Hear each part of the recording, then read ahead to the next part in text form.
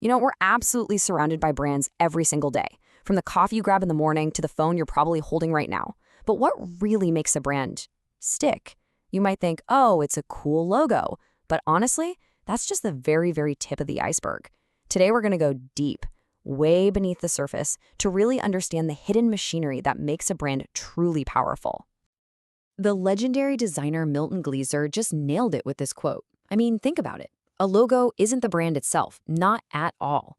It's more like the front door. It's that first thing you see that kind of invites you in, you know? It's the visual handshake. So that really begs the question, doesn't it?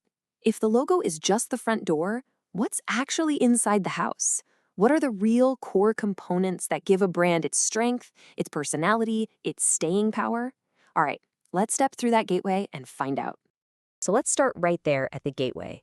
The most visible, the most instantly recognizable part of any brand is its mark, its logo. But I want you to remember, it's just the tip of a very large and very strategic iceberg. Okay, this is actually super fascinating. It's a little bit of neuroscience for you. Our brains are fundamentally wired for visuals. We see a shape and we just get it instantly. Words, on the other hand, they require translation. Our brain has to decode them. And that's the secret power of a great brand mark. It completely bypasses the analytical part of our brain and creates an immediate, almost gut-level connection.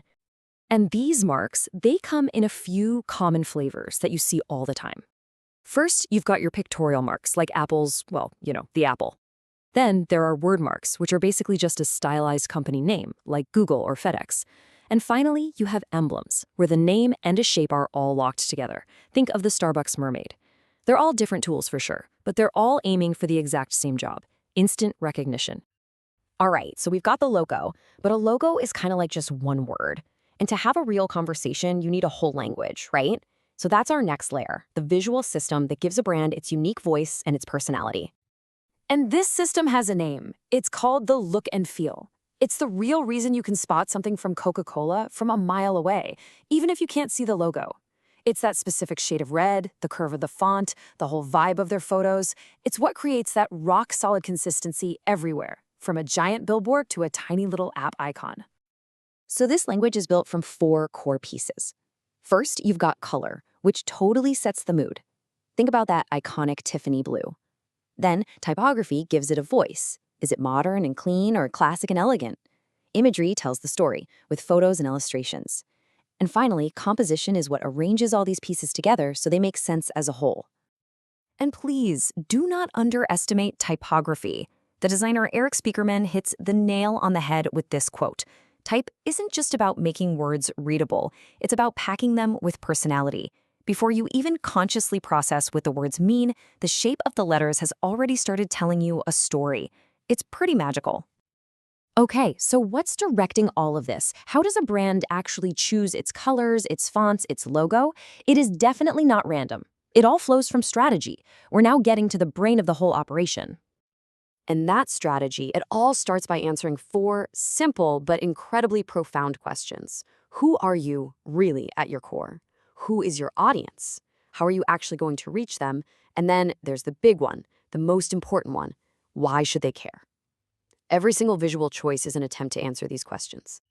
Now, when it comes to communicating that strategy, especially the answer to why should they care, there's a surprisingly simple and powerful principle that guides the best brands. And it all comes down to this number. It's called the powers of 3.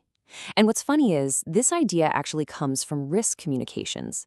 Research showed that when people are in stressful situations, they can only really process about 3 pieces of information at a time. Well, in the noisy, crowded world of branding, this is a golden rule. A strong brand boils its promise down to 3 core messages that are simple to remember and easy to repeat. But listen, a brand isn't just what it says, it's what it does. So let's peel back another layer.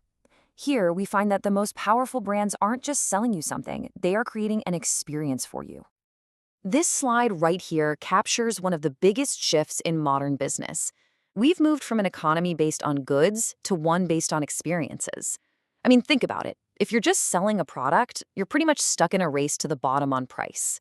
But if you're selling an experience, you're building an emotional connection, and that is something people will happily pay a premium for.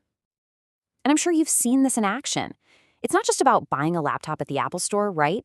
It's about that feeling of empowerment you get at the Genius Bar. It's not just buying a doll, it's that totally memorable afternoon tea at American Girl Place. These brands transform a simple transaction into an engaging, memorable event. And when you consistently create these amazing positive experiences, something really incredible starts to happen. Your customers stop being just customers. As marketing guru Seth Godin says, they become a tribe. They're connected to the brand's big idea. And just as important, they're connected to each other. They share a common identity. So here we are. We've reached the very heart of it all. At its absolute core, a brand is a promise. It's a commitment that a company makes to its tribe. And that promise, when it's kept over and over again, becomes its most valuable and enduring asset. The best companies out there treat their brand like a strategic asset, just like they would a factory or a patent. It needs to be invested in, protected, and carefully managed. Why? Because in a world of endless choices and constant change, a familiar and trusted brand offers something incredibly valuable: reassurance. And wow, this timeline really puts the power of branding into perspective. Just look at these dates. Loewenbrau's mark has been around since the 1300s. That's insane. These symbols aren't just logos. They are historical artifacts. They've survived wars, the fall of empires, the entire Industrial Revolution. They are a testament to the incredible, enduring power of a promise, kept over centuries. So in the end, a brand is so much more than a logo. It's a visual language, guided by a crystal clear strategy, brought to life through memorable experiences. And all of it exists to deliver on an enduring promise. Which really leaves us with one final thought. Think about the brands you love, or maybe even the personal brand you're building for yourself.